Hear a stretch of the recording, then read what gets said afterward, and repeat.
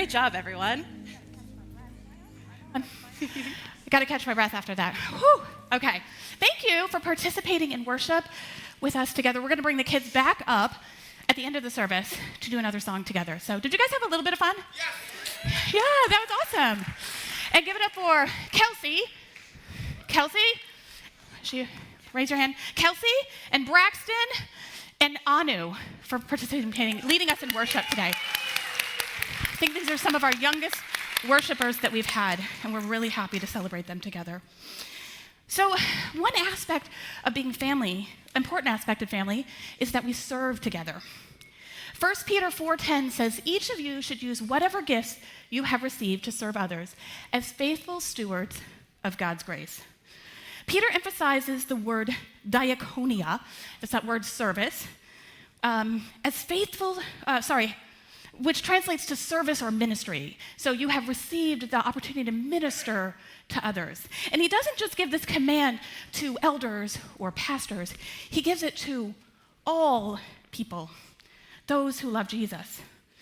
That means each and every one of you have a role. You don't just attend church, you are the church.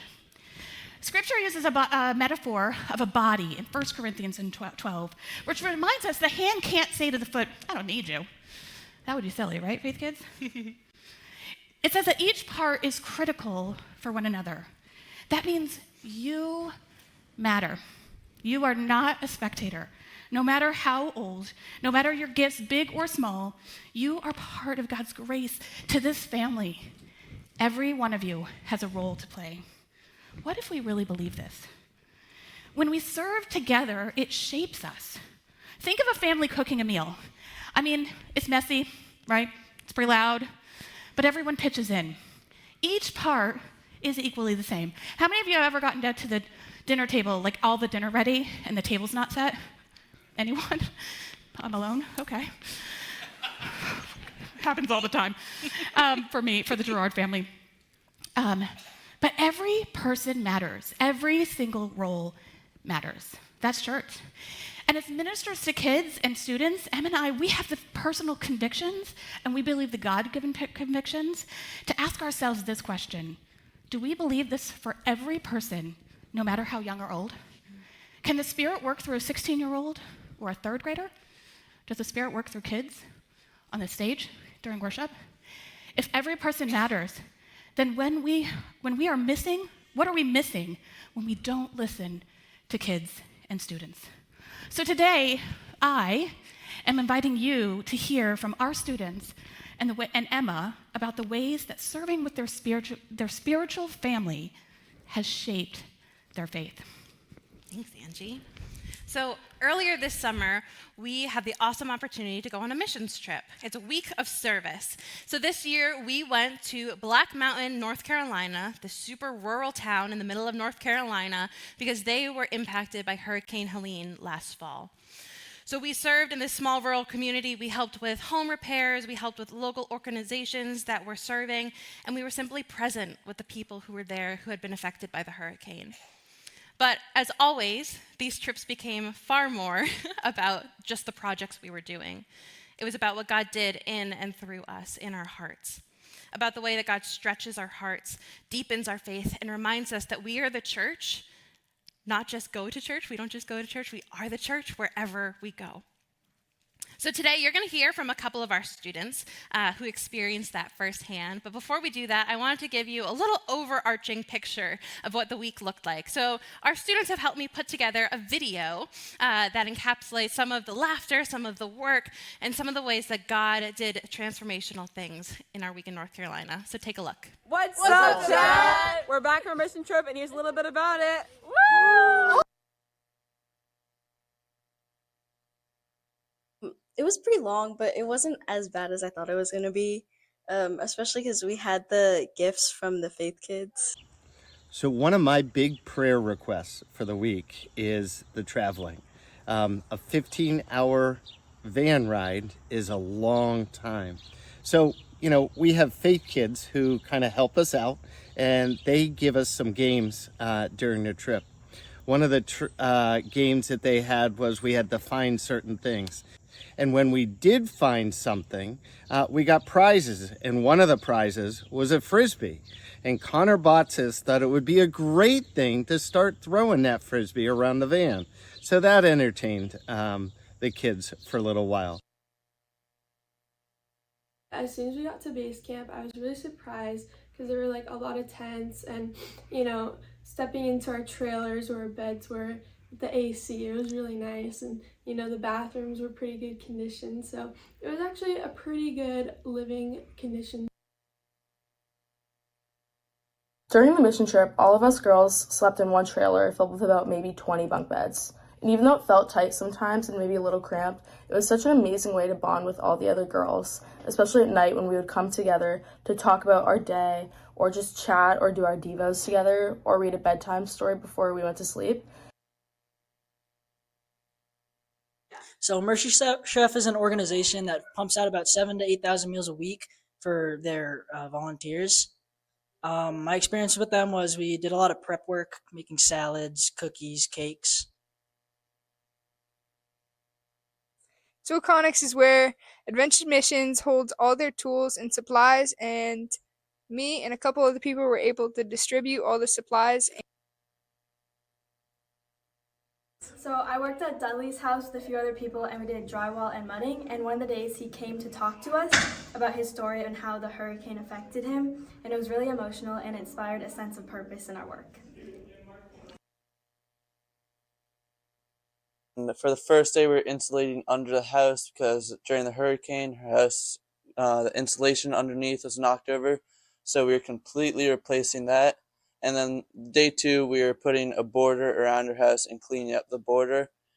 And then we were able to talk with Mary, pray over her a bit. We helped her weed out her garden and we put down some new mulch.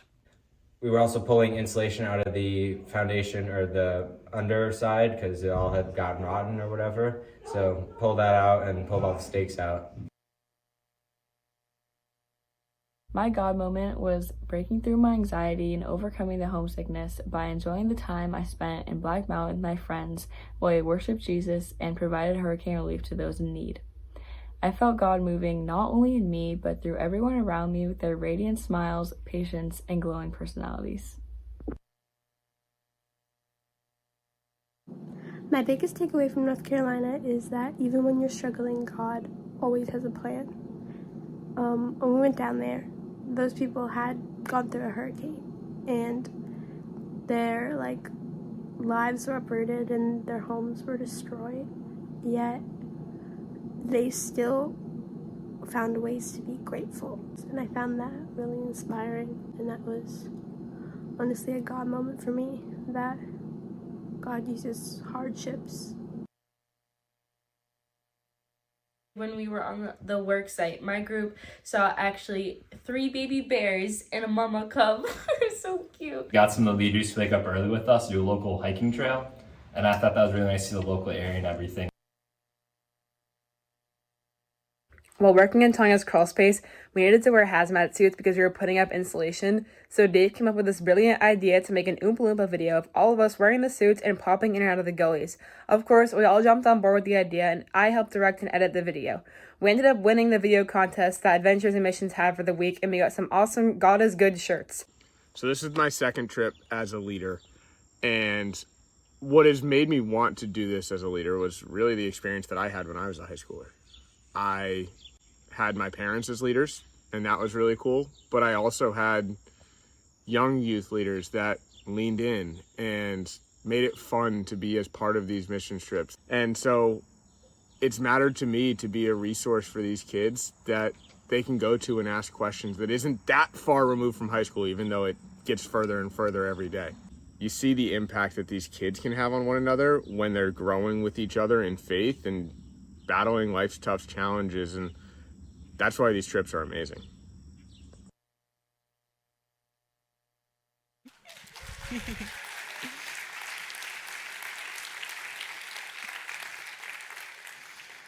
I still get goosebumps watching that. It was a really, really good trip. It's amazing to see how much can happen in just 1 week. how God uses ordinary moments, conversations, even challenges to do something incredible. And while the video gives you a good glimpse of the experience that we had, there's also something cool about hearing that firsthand experience. So this morning, we've asked a couple of our students to come up and share a bit about what the trip meant to them, how they saw God at work, what impacted them, and what they've taken home with them from the trip. So we're going to welcome up Annabelle and Corbin. They can make their way up. So can we give them a warm welcome?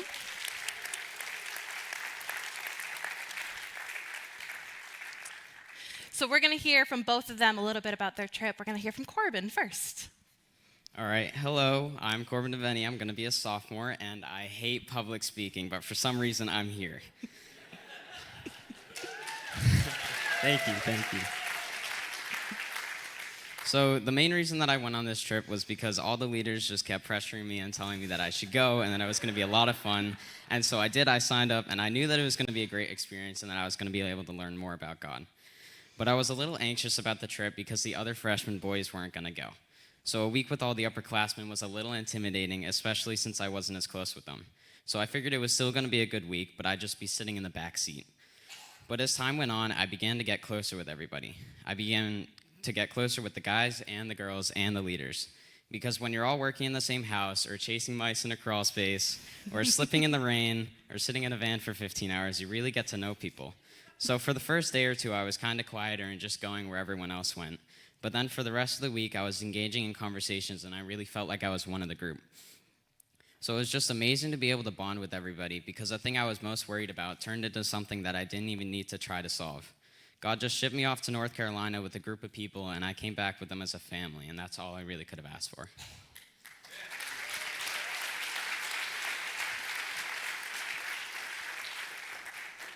Hello, my name is Annabelle Lynch, and I'm going to be a college freshman. This summer, I went on my first and sadly only mission trip. Here's how it went. So I decided to go on the mission trip after being encouraged by my brother, Jake, who went in past years and couldn't stop talking about how amazing it was. And just like Corbin, the leaders were also telling me I had to go, so I finally said yes. More than that, I saw an opportunity to make a difference, step out of my comfort zone, grow closer to God, and make some amazing memories, which is exactly what this trip was. The whole week was filled with fun, laughter, and community. We got to spend a lot of time together, whether that was going downtown and getting ice cream, singing and worshiping together, or getting way too competitive over cards in the common area. Some of the best times, though, were on the work sites. My sister Cadence and I got to work side by side putting up installation, which was super fun. My work group also had some really meaningful conversations together, and we had a lot of laughs, even at Dave's extremely corny jokes. One moment that really stuck with me was when my group had just finished pulling out an installation from a previously flooded crawl space. We were all picking up the leftover scraps, and which was a very tedious job. It took a very long time, but there was one point where instead of complaining, we were all just singing along to the song Waymaker together. I think that moment really reflected who we were as a group the whole week, just joyfully serving, even during the hard parts. At the end of each day, we'd all come together in a circle and share stories from our different work sites. And it seemed like everyone shared the same heart and attitude. I definitely saw God at work in the way we all came together, not just as a team, but as friends growing in faith.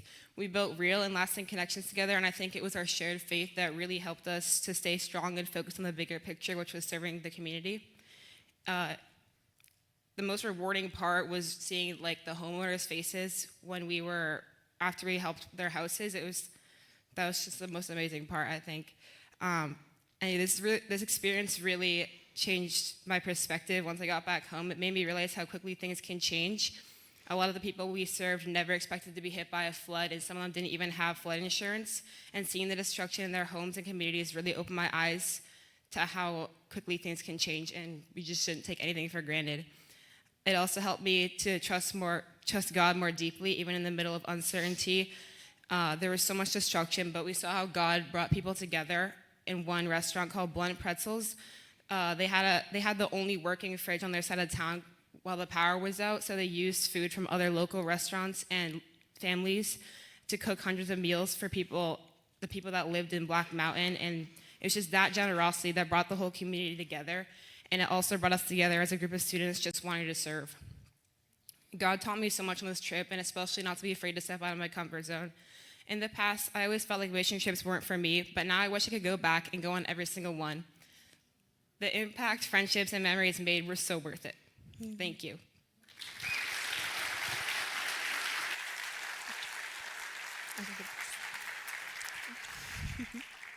Thank you, guys.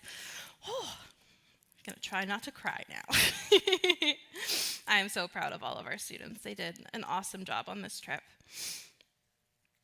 So it's always incredible to hear about how these trips not only impact the people we serve, but also our students and our leaders too. One moment that actually stuck out to me from the trip was a sudden thunderstorm that rolled in. There was really loud thunder, really heavy rain, even some flooding at our site that we were staying at. And for us, it was a short disruption. But as Christine and I were listening to the rain pounding outside, we couldn't help but think about what it might have been like for those people who had lived through the hurricane. So we paused and we spent some time praying for peace, for healing, for anyone who might be reliving that moment. The next day, we actually were able to walk downtown and talk to some local store owners who told us how unsettling that storm really was for them the last night.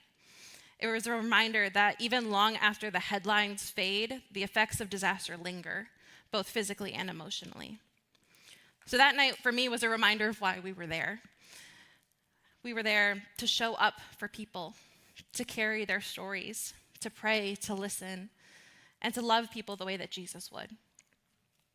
And beyond what even happens in our lives, the trip was also part of something even bigger. I want to give you a little bit of context about the real tangible impact that our students had in North Carolina and the broader community that we were a part of. So the disaster relief part of Adventures in Missions, their big organization, uses a really thoughtful system to keep track of how many hours of service are done. Each project is logged through an app that lets team members submit project photos, progress photos, notes from previous teams, and even track all the hours that were worked on each site. And this isn't just for good record keeping. It's actually a very super thoughtful thing, and it matters for disaster relief at the county and national level. FEMA actually requires an hour-based tracking system to calculate the amount of work that's completed in an area. And get this, every volunteer hour is valued at $33. So that means that every time our students swung a hammer, painted a wall, even just cleaned up a site, that work had financial value. So since Hurricane Helene hit about 9 months ago, the Better Together Cooperative, which Adventures Relief is a part of, has done over $2.8 million worth of work, all through volunteers. It's pretty remarkable. They have completed 90 homes. They have a list of about over 300 homes to still go, but those 90 homes averages about $30,000 of volunteer labor per house. It's incredible. So not only was this trip a moment of spiritual growth for our students, but it was also a chance to be a part of something tangible that truly made a difference in an area that needed it. It was an incredible experience overall. We could stand up here all day telling you stories from our time there. But I have to take a second to thank our wonderful volunteers, those who didn't even go on the trip but were praying for us while we were there. Big shout out to Mrs. O'Keefe, who put together snacks and goodies for our long road trips. Yeah. And of course, I have to thank Paul, Dave, Andrew, James, and Christine, too, for going on this trip as leaders, sacrificing a week of their time to serve alongside our students and make the week the remarkable time that it was. You guys are awesome.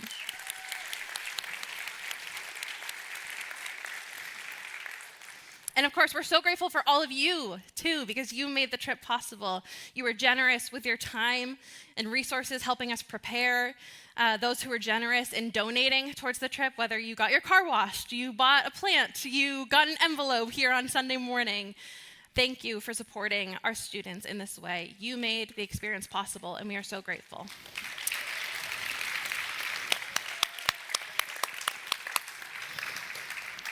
Thank you, Emma, for sharing, and also to Annabelle and to Corbin and to everyone who shared on the video. It's also great to know that the pressuring of students to go on missions trips is still alive and well. I was listening backstage, and what an incredible opportunity to see service in action. It just shows how powerful that serving together can be for your faith. So we've learned about some aspects of a household, and I want to challenge us that we get to celebrate together.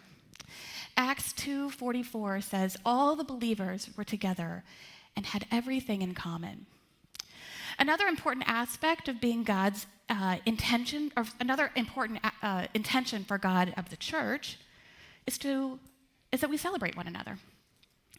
The word here used for together means fellowship, partnership, sharing deeply in one another's life.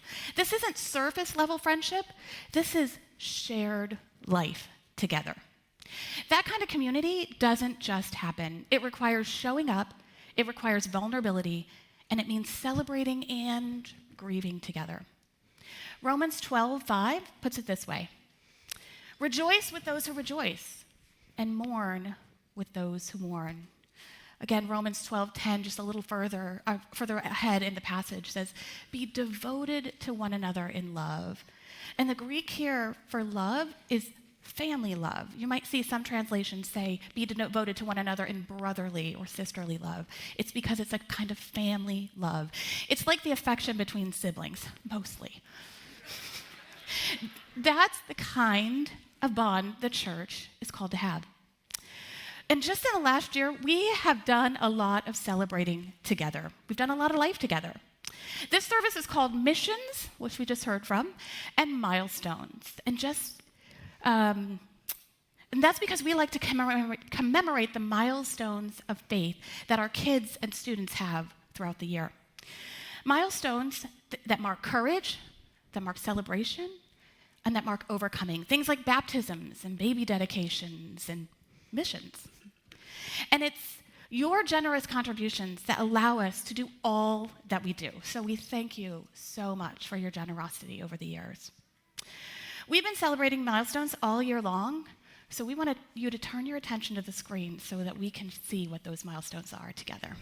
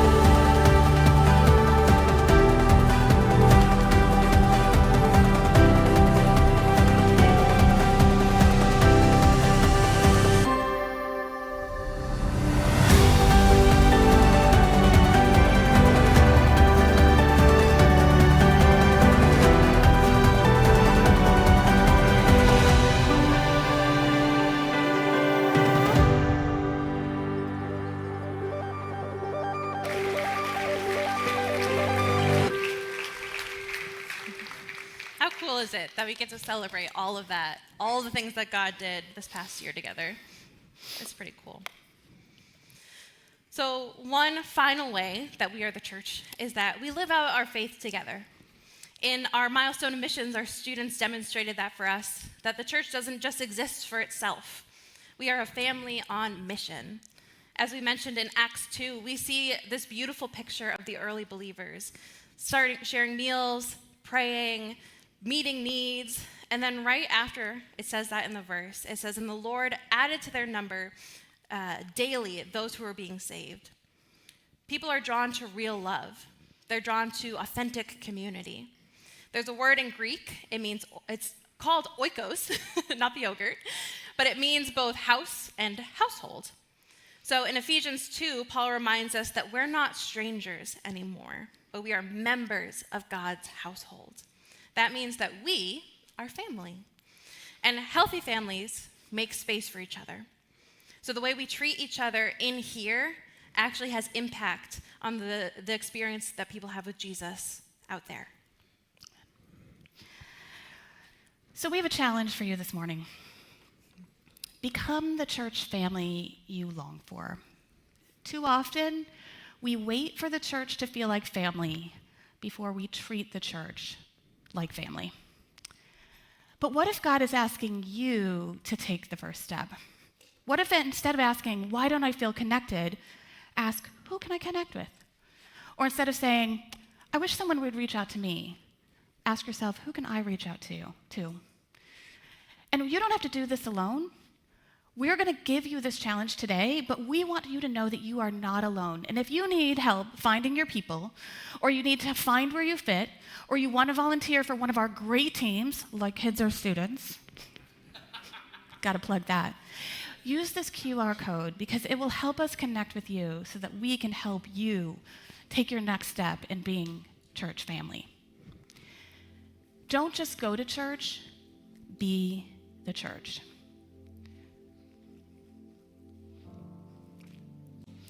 So here's how I'm going to suggest that we tackle this challenge. We've been praying through this a lot over the last few weeks.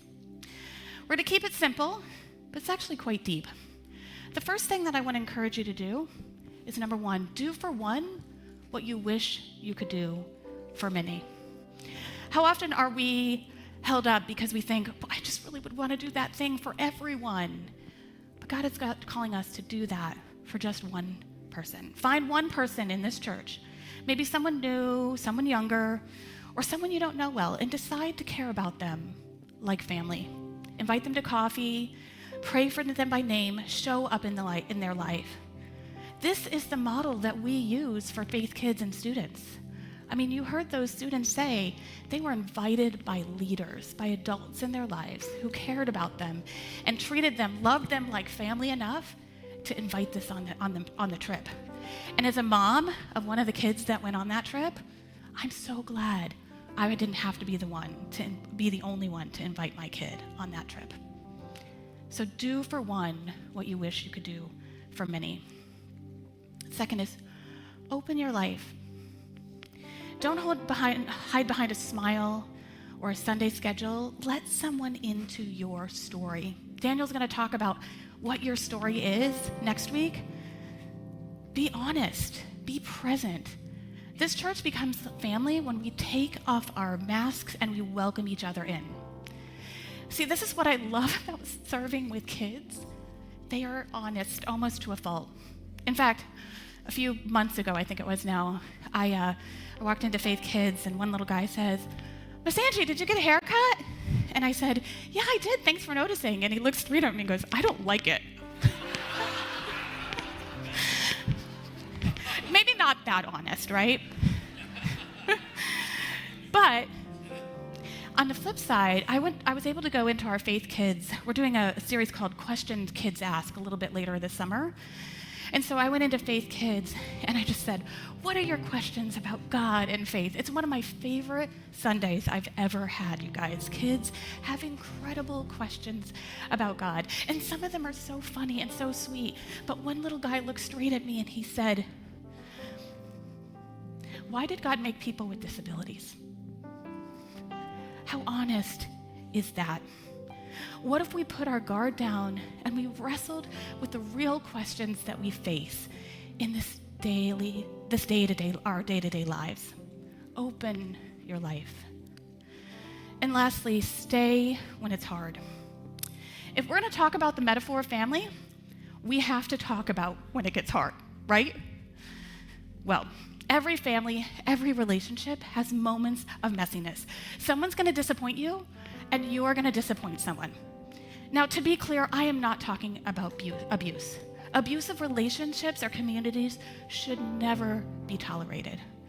But what I am talking about is those hard, when we bump into each other and we sometimes say or do things that are messy and we just feel icky about it. Stay when it's hard. So somehow I hike a lot. I don't know if anybody else is like me. I kind of get excited about hiking, and then I get halfway up and I think, what was I thinking? What was I thinking? I'm like sweating and breathing hard. And many times on that journey, I think to myself, I'm like halfway up, and I think, what am I doing? Like, everybody's usually far ahead of me. I'm a slow hiker. It's fine. I like my own company. But I think to myself, if I turned around and went down, nobody would even know or care, right? I'm my own accountability. But it never fails that when I get to the top and I see that view, I think the same thing every time. I'm glad I didn't miss this. I'm glad I didn't miss this. And you know what? A number of years ago now, when I was in a really hard space in my parenting journey, I thought about that metaphor. I thought about those moments in the hike when I just wanted to give up. I just wanted to let go of it all. I just wanted to quit.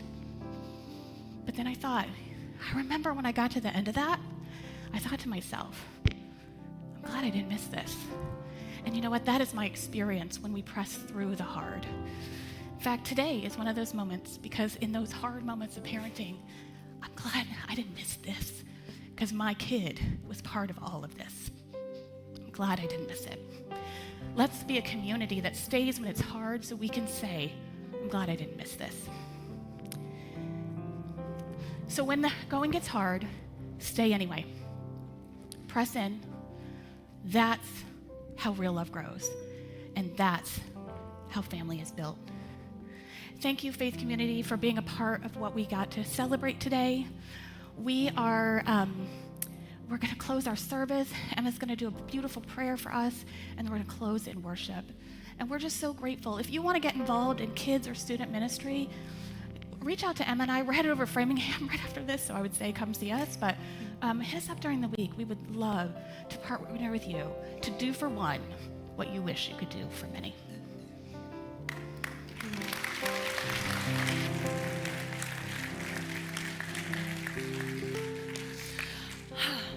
I love being the church with you guys. So here's what we want to leave you with today. This isn't just a Sunday message.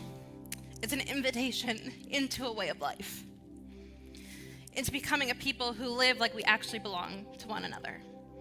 Maybe the church doesn't always feel like a family, but maybe family is something that we build, not just something that we find.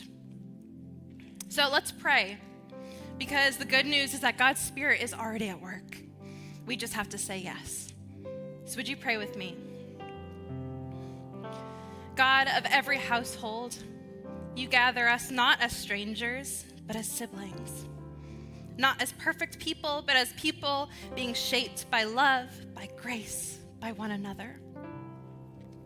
We thank you for the gift of community, messy, beautiful, stretching, sacred. Teach us to show up, not just on Sundays, but in the daily work of being the church. To carry each other's burdens, to celebrate each other's joys, to speak truth in love, to forgive and begin again. May we be a family that makes space for the newcomer, for the lonely, for the hurting, for the searching. And when it is hard, when we're disappointed or tired or unsure, give us the courage to stay, to keep building something beautiful together, because we believe that your Spirit is already at work, stirring in our hearts, knitting us together, reminding us that we belong to you and to each other. So Lord, send us out now, not just as a people who go to church, but as people who are the church, a family on mission. We pray this all in Jesus' precious name.